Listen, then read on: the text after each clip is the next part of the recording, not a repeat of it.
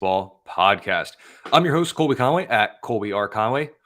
Right over here, this guy, Matt Selz at the Selz Man. So, Matt, we've had no baseball for a couple of days. Have you been able to pass the time okay? I know I'm enjoying the break personally, but I am ready to get some MLB action back on the screen in games that actually matter and not mini games or basically exhibitions.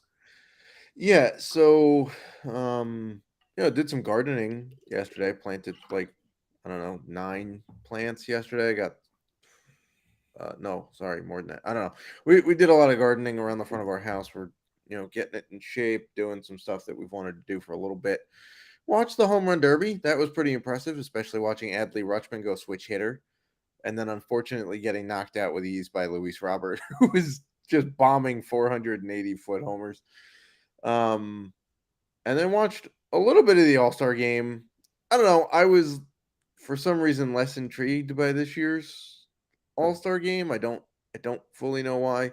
I do wish they would go back to letting them wear their actual unis instead of these god awful Great Britain designed AL and NL jerseys. But yeah, I'm ready for some baseball to come back that actually matters. I enjoyed the home run derby. I think every year I just enjoy it. It's always fun to watch. Like it is what it is at this point. I enjoyed it. Where did you stand on within the All Star game with them having the players mic'd up and talking to them? Are you a fan of that or anti miking up the players during the game? I thought it was cool. I mean, we do it. There's other guys that are mic'd up. Um, football, yeah, sure, you don't necessarily hear about it mid game, but we do have access to it. Obviously, I cover NASCAR and F1, and driver radios are a thing that you listen to throughout the weekend to find out how the car is going, who thinks of what during the race, what their strategy is going to be. So I thought it was kind of cool. Plus, got a little tidbit, and now I'm even more convinced that Juan Soto is coming back to the Nats because David Ortiz is apparently moving next door to Juan Soto. And so I think he's going to give him pointers about how to be a DH. So when he goes back to DC, he can DH, and then we can still have Dylan Cruz and James Wood, Robert Hassel III, Elijah Green, maybe Victor Robles, maybe Lane Thomas, in the outfield mix. So I liked it. I thought it was interesting to hear during an at bat, and more power to him to be able to talk and think and process about hitting a baseball at the same time. I liked it. I thought it was the banter between like Mookie Betts and Freddie Freeman. I thought was cool. You know, their teammates, yada yada yada. I really liked when Eovaldi was mic'd up because Yeah. hearing him talk about it and like talking to the announcer, like Cutter, Splitter, what do you think here? Just talking, you could like hear that process. And then it was cool too as a former catcher for him to like talk about what he wanted. And then he'd be like, all right, let's see what I don't remember if he said Jonah or if he said Heim. I don't remember what he said, but Right. basically, let's see what the catcher thinks. And he was like, yep. And they were basically like on the same page, which I thought was really cool. I didn't love when Eovaldi was mic'd up and Corbin Carroll was mic'd up going against each other because now we lost that insight because Eovaldi wasn't going to say what he was going to throw. It was Right, cool for because them to they had open talk. mics. So like, yeah. Yeah. I think in that moment, and it was those two don't know each other all that well. So we had like, like the congratulations and the all the like formalities.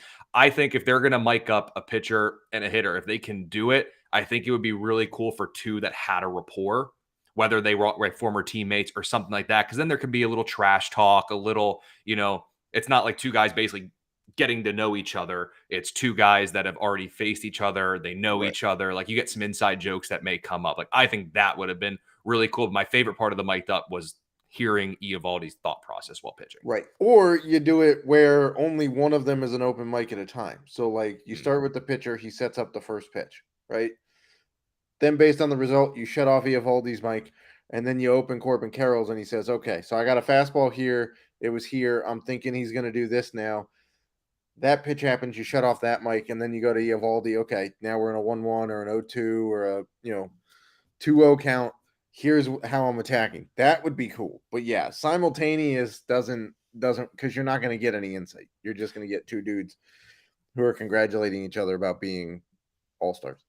Yeah. And like you said, too, big shout out to Eovaldi for being able, because you could tell in the beginning when he was mic'd up, he was trying to focus on what he was doing, and then he was like, "Oh, I don't know if I'm talking enough." And then he started talking a little bit more, but you could tell like he was definitely like focused on it. So I think it was really cool. Yeah. I like that in part. I would enjoy that I want during more the ump All-Star game. cam, by the way. They've Yeah, done it sparingly this year, but I want more ump cam yeah.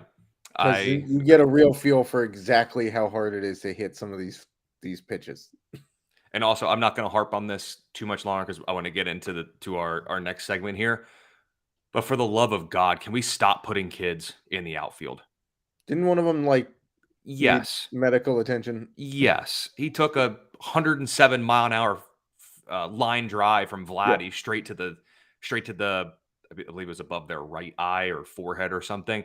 This was a matter of time. They I skated by mean, all these past years without it. Like well, it's no, done. no. The clip of Pete Alonso dancing during the home run derby a couple years ago immediately preceded by medical attention being served to a kid who missed one of his bombs and was getting walked off like all the way around the outfield to the and he was And sitting there just dancing and And it did not especially look good. this year too, with them just not like in past years, they had to wait till either the ball was on its way down or it had landed. And this year it was like, screw it, we're going rapid fire. The second it hits the bat, the next pitch can come, is basically what it seemed like.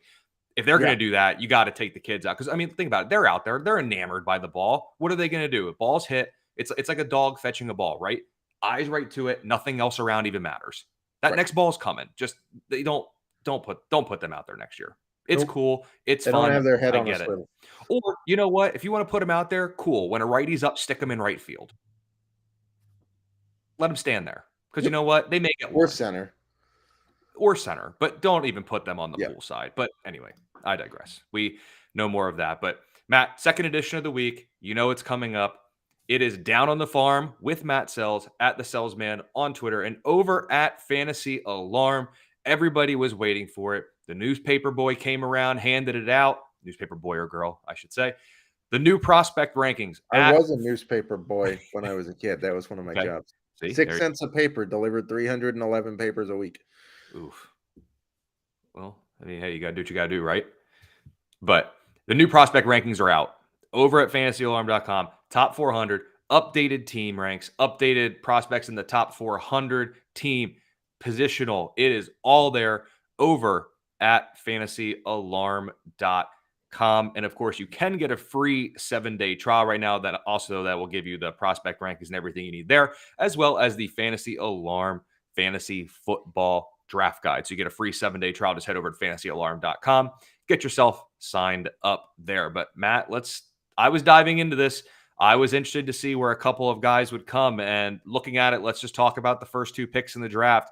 Dylan Cruz slots in at number 8 overall for you, also the 8th hitter. And Paul Skeens becomes your number 1 pitching prospect in baseball. So talk to me about how you decide to put these two where they were, and then more specifically about Skeens of the Pittsburgh Pirates, not the Washington Nationals, why he has now become your top pitching prospect overall. So we'll start with Skeens being the top pitcher. There's been a lot of turnover in pitching prospects recently, but there's also been some question marks and some injuries. So, you know, Ricky Tiedemann was looking like he'd be on the verge of being the top prospect, and he's been a little iffy.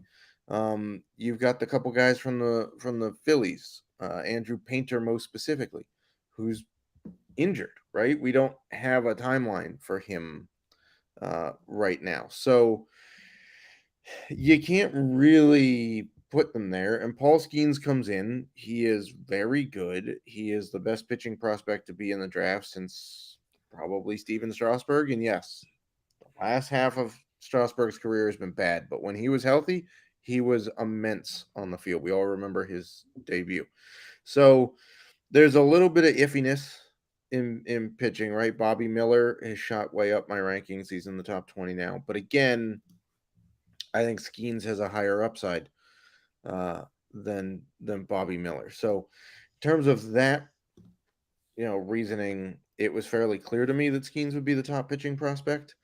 But you can't discount any of the hitters that are ahead of him because they're going to affect the game a max of 162 times in a season, whereas Skeens is going to do it about 33 times, right? Because it's just the nature of starters versus hitters. So, and then in terms of Dylan Cruz, I can't really slot him any higher than eighth. Kyle Manzardo. So the guys I have ahead of him, Jackson Holiday is my new number one, which, by the way, makes 3 O's that have been number one in my last 4 prospect rankings. So we had Adley was 1, Gunnar was 1, then you had Corbin Carroll at 1, and now Jackson Holiday is number 1 overall.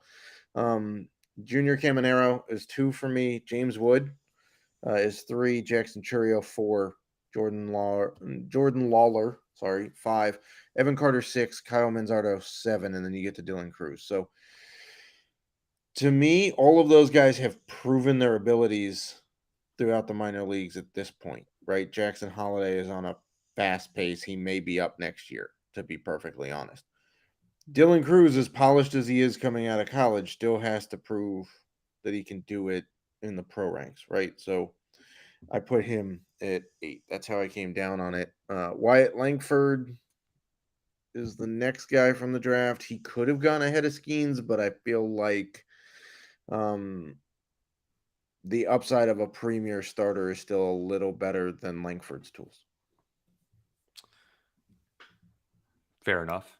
I can get behind that. Now, one thing also, when I was looking through the prospect rankings that you have here, looking through some of the guys. So, like, obviously from this draft class, Dylan Cruz comes in at number 8. We see Paul Skeens at number 12, Wyatt Langford at 14, Max Clark at 29, Walker Jenkins at 35. Those were the top 5 picks in the draft. Correct. Maybe not in that exact order, but, pretty darn close for the most part. So then I was interested. So I was like, well, does Matt continue the trend? Is it now the 6th pick? Do we see his beloved Noble Meyer as the next guy that comes in there? And instead, we see at number 40, St. Louis outfielder Chase Davis, who, if I'm not mistaken, was the 21st pick. So you have, of your prospects, you have basically, in not the exact order, but the top 5 picks is 1, 2, 3, 4, 5. And now it's the guy who was drafted 21st is your 6th highest prospect in this class. So talk about, I know in our last edition, if you haven't heard that, go check it out. But you were very complimentary of the pick, obviously, and that is shown and corroborated here. But just talk about your evaluation on Chase Davis and why you really have him up there pretty darn high, all things considered. So he has one of the sweetest swings in the draft class. He was a very polished college hitter in a very good college baseball conference. The Pac-12 is a pretty good conference. And it really, so for those of you who read my, draft primer, and I broke it down by my favorite not top 5 hitter or top 5 player who I hadn't mentioned, I mentioned Aiden Miller as my favorite guy. Aiden Miller is after Chase Davis, after Noble Meyer, and then it's Aiden Miller. Why is Aiden Miller now behind Chase Davis? It's simply the system that he went to. St. Louis has a very good history of developing players. So you have to give a bump there, and you can't just go based off of when they were drafted, which, by the way, Chase Davis was drafted before Aiden Miller. You can't just go based off of your before the draft, because if you'll notice, Chase Dollander is way down in the rankings. The guy the A's picked is like 377th in the rankings, Jacob Wilson. So yeah, it basically came down to the fact that I like the way that St. Louis develops guys more than I like the way that the Phillies develop guys. Yeah. So, okay, you stole a little bit of my lust because I was going to talk about Dollander next because of where he's ranked. So, how do you evaluate and take everything into play? Because obviously, like in this week's, excuse me, in the updated prospect rankings, you even talk about the fact that Dollander gets a big knock for going to Colorado, despite the fact that he was pretty much a consensus top 3 arm in the class. So, how do you go about evaluating talent and like the landing spot? Like how does your brain work when you're kind of going through this entire process, and how just how much do you put into the landing spot? For pitchers, I put a pretty decent amount into the landing spot. That's why Rhett Lauder, by the way, also slips outside of the top 100 for me because, well, I was also not as high on him as some others. I thought he was like kind of like a Nick Lodolo coming out, where he's like an innings eating, like mid rotation guy who's going to get some strikes, right? Um, but the Reds have shown that they can develop pitching pretty well and they can pitch pretty well in that ballpark. The Rockies have not shown that at all, right? Like we talked about this in the Monday edition when we analyzed the draft, that I said I like Chase Dolander's stuff. I think he'll be okay in Colorado, but in terms of a fantasy, the other thing is you have to keep in mind that I am ranking these prospects based on fantasy value, not based on baseball value. If that was the case, Jacob Wilson would be a lot higher than he is. But for fantasy value, Jacob Wilson, who the A's took at 6th overall and is a very solid player, same with Tommy Troy, who I also said is like a baseball player that the Diamondbacks took. They're high average middle infielders, but they don't do a whole lot in the counting stats department. And that doesn't get you anywhere in fantasy, right? So Chase Dolander may be the best Rockies pitching prospect they've had in a while. But is that saying a lot? Like, that's not the same thing as saying he's the best Braves pitching prospect, right? That's why Hurston Waldrop, who I also was iffy on coming into the draft, got a bump for me. He wound up in the one of the best landing spots a pitcher can wind up for, not only in terms of home park, but also development. Do you realize that AJ Smith-Shawver was drafted out of high school 2 years ago and already made the majors? So they have a very good history of taking guys with 2 pitches and a fringy third one and turning them into a high quality. I mean, nobody paid attention to Spencer Strider when they took him, and now people can't get enough of him, right? So it's for pitching specifically, I do factor a lot more development and home park than for hitters. Let me just ask you as a quick question so we can move on to our first half fantasy baseball awards.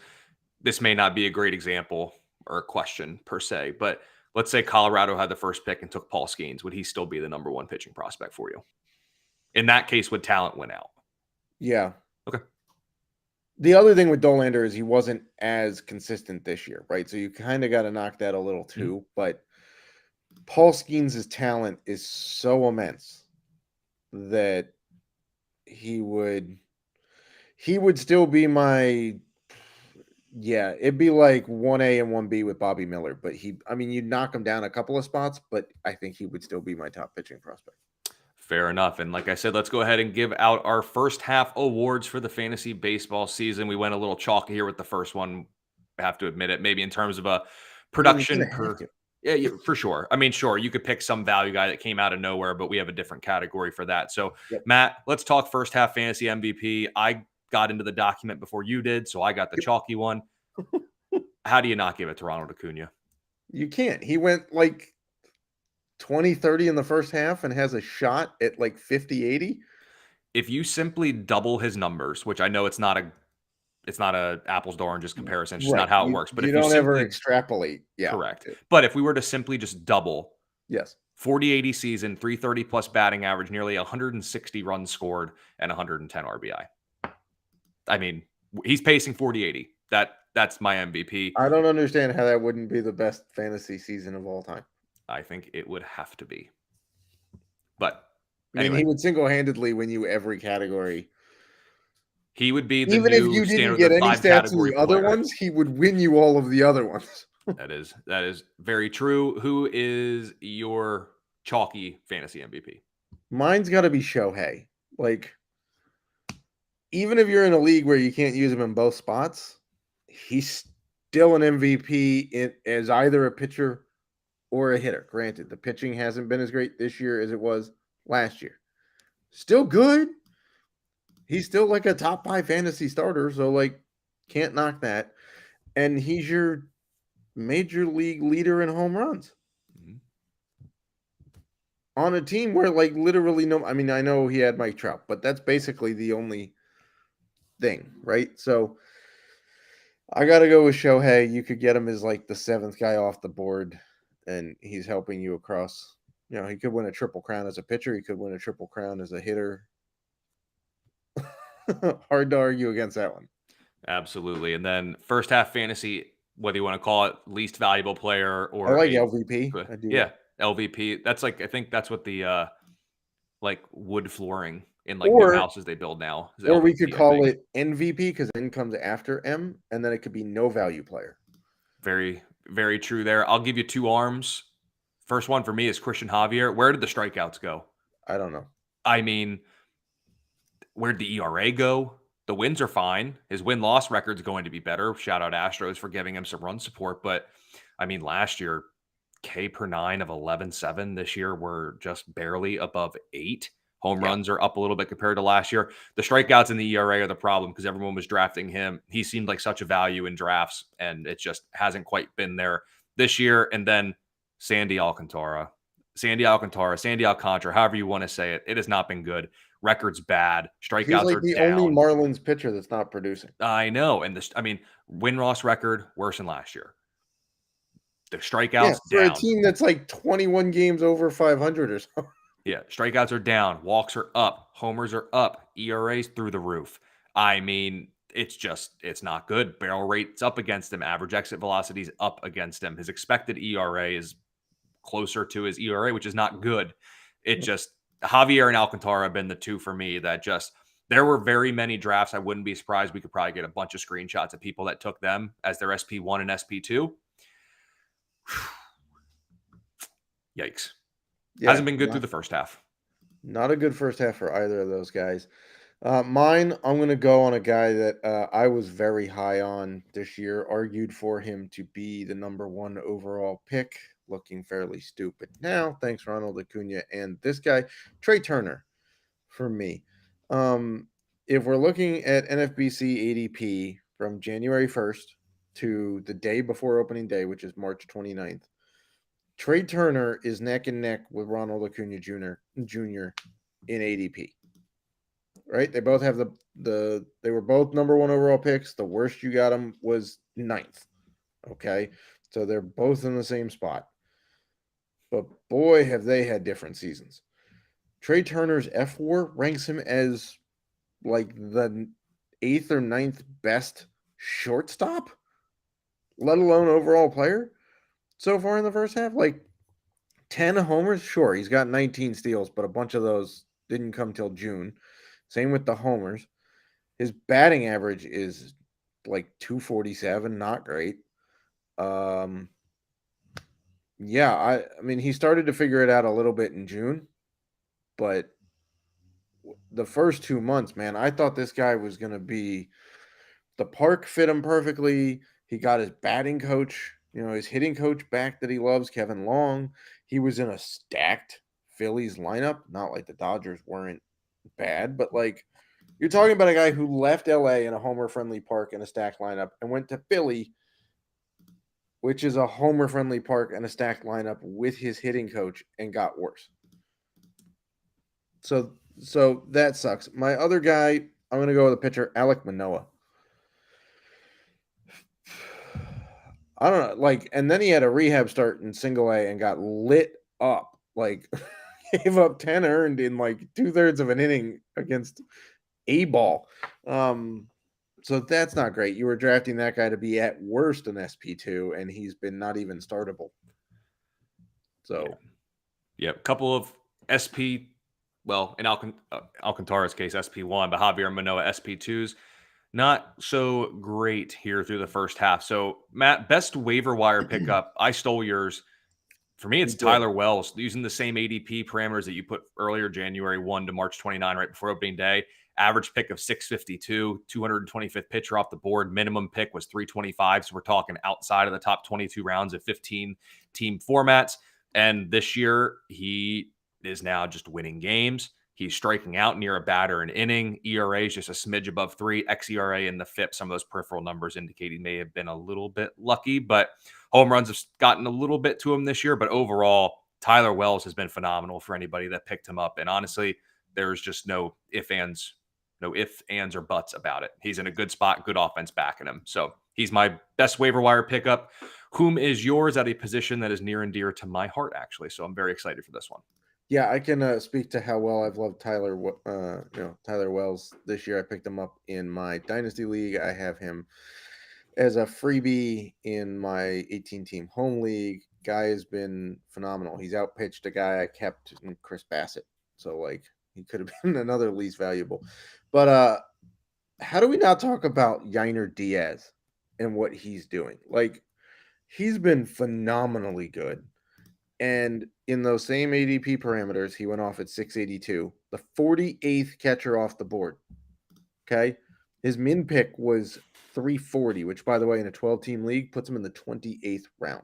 So for a guy that you're not taking out of your lineup to be the 48th catcher off the board, even if you're starting in a 2-catcher league, he's not even being drafted because you're not drafting more than 2 or 3 guys. So even in a 15-team 2-catcher league, he's still not coming off the board. So Yainer Diaz has been phenomenal. No, I couldn't put Jonah Heim because he was one of like the top 8 catchers off the board. So we'll go with Yainer Diaz, the other Texan catcher that's dominating.